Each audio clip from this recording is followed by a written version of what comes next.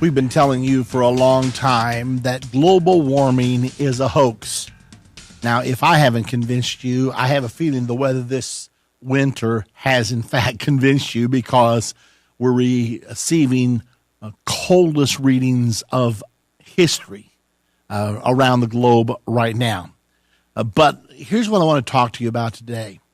From the Daily Caller, a Swedish study found that the planet was warmer in ancient Roman times, that's during the time of Jesus Christ, and during the Middle Ages than today, challenging the mainstream idea that man-made greenhouse gas emissions are the main drivers of global warming. Now, when they say mainstream, they mean the media, the mainstream media, which is incredibly and incurably liberal.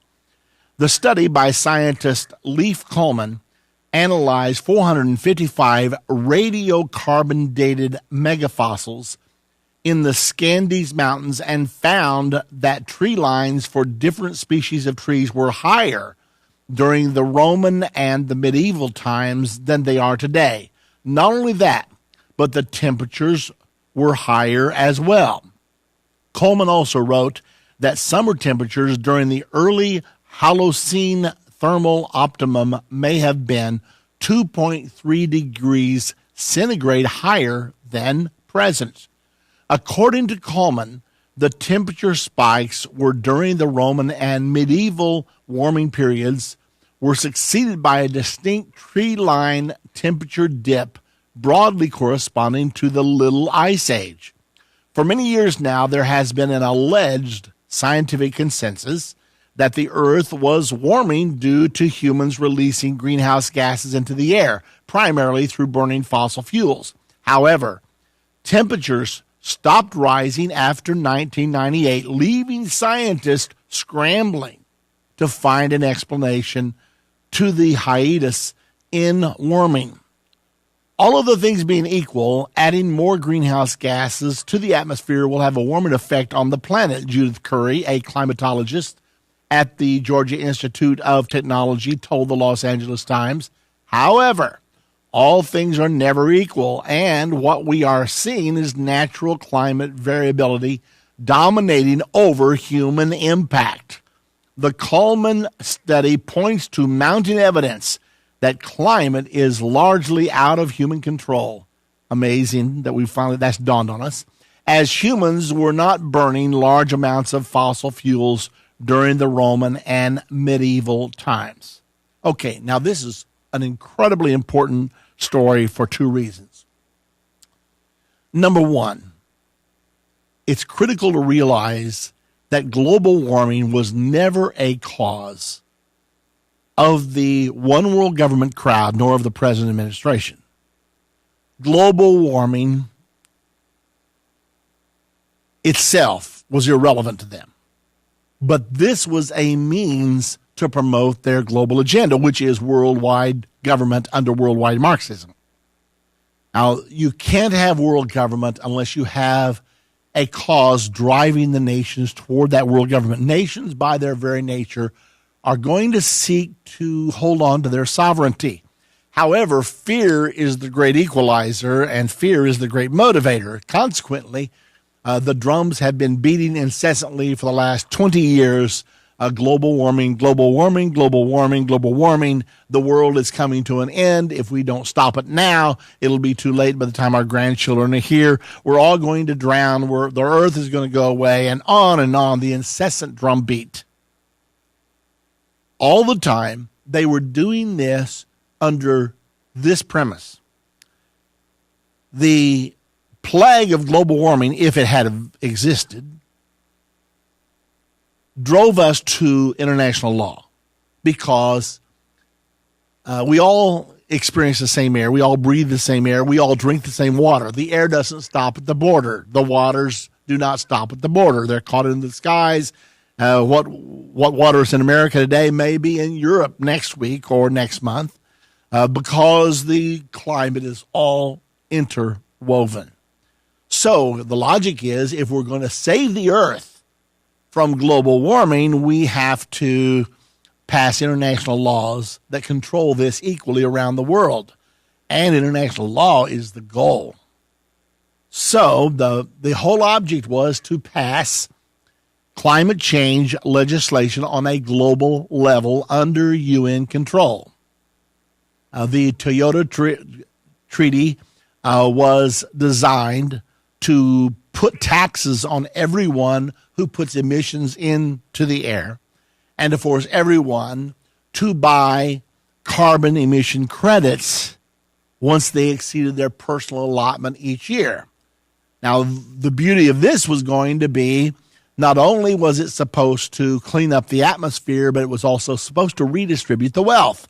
Since undeveloped countries would not use their carbon emissions quota, and since developed countries, the wealthier countries, would use their carbon emissions quota and beyond, then those have nations would be forced to purchase credits from the have-not nations. That's right, you'd be forced to buy air.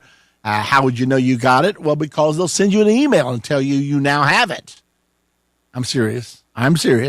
You would actually, once they determine what your level of carbon credit production was, then once you hit that quota in a year's time, you would have to buy them from someone in Zimbabwe or some far-off place where they have very little industry. Okay, and this is going to redistribute the wealth. It's going to take from those that have and give to those that have not. Well, guess what? This whole diabolical scheme is coming unraveled at the seams. I mean, every day of shivering cold weather, it's dawning on people, there is no such thing as global warming. There's no such thing. It's a hoax. It's always been a hoax. Now, I've known it for a long time. I wrote an article for Endtime magazine a while back. We sent one to every senator, every congressman, and simply pointed out to them that there are farms in Greenland that are 12 feet under ice today that were being farmed 1,000 years ago. Now, what does that mean? Well, in very simple terms, you don't have to have a PhD to get this. If there's 12 feet of ice encasing farms that were being farmed 1,000 years ago, it was warmer 1,000 years ago than it is today. Brilliant, huh? So easy to understand. Except for people who run our government who don't want to understand because it spoils their program of international law.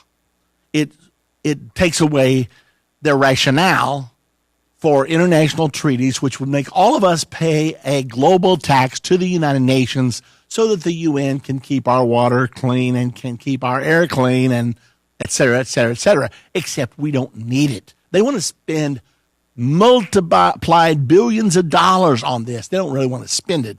They really just want an excuse to tax you and me, to tax it out of our pockets and to take it and redistribute it. Plus, they get their nice little cut so they can take their multiple vacations and fly all around the world at incredible expense.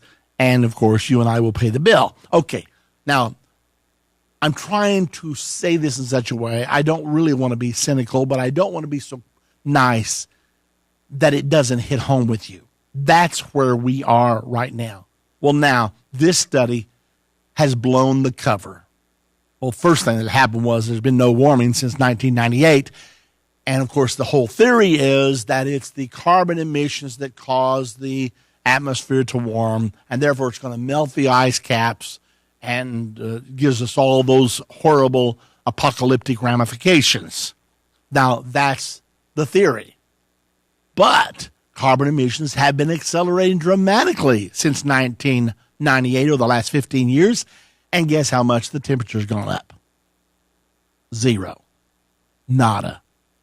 Niet. Nothing. It has not happened. So the theory is wrong. Al Gore's theory is wrong. Barack Obama's theory is wrong. Now, that's the one thing. This whole scheme that is producing the rationale to force you and me into surrendering the sovereignty of the United States to an international authority called the United Nations so that we will all become a member of a great world global governance society under international socialism, under the theories of Karl Marx. Now, that's where we're headed. That's what Obamacare is all about. It's the socialization of healthcare 20% of our economy is right now being captured by the government, taken over by the government. 20% of our economy in this one step. They already have huge control over different aspects of our society, but this is the biggest leap ever. It is a huge dive into socialism, and nobody told President Obama there was no water in the swimming pool, and so everybody's banging their heads on the bottom as they're trying to make all this ridiculous scheme work. Okay, now that's part of what's going on, and that's part of what we really need to realize. Now, here's the other thing that we need to think about today. Here are the people who are supposedly the most brilliant, the smartest minds that we have available to us. And yet they have bought this facade, this fabrication, hook, line, and sinker. So they are either not nearly as smart as we think they are, and these are the same people that are making life and death decisions as to whether to send your sons and daughters to war or not. The same people that bought this global warming hoax, which is a total hoax, also are negotiating the terms in the Middle East. They're negotiating the terms in Iran right now with the same faulty judgment that caused them to buy into the global warming concept. So either they are not very bright, they're not responsible to make these levels of decisions, or else they're willingly blind because they are willing to pay the price to sell out your sons and your daughters for world Marxism. Now, those are the two choices, and neither one of them are good choices. Both of them are frightening, to say the least. So since this article just hit, it comes from the Daily Caller. It actually was published, I think, last Friday or so. It's entitled, Earth Was Warmer in Roman Medieval Times. Amazing. Well, that's one of the things I wanted to talk to you about today. And I have something else I want to talk to you about as soon as we get back. A judge has ruled that NSA phone surveillance program is unconstitutional. We knew that all along, didn't we? Just now, a judge is waking up to the fact. I'll tell you more when we get back from this break.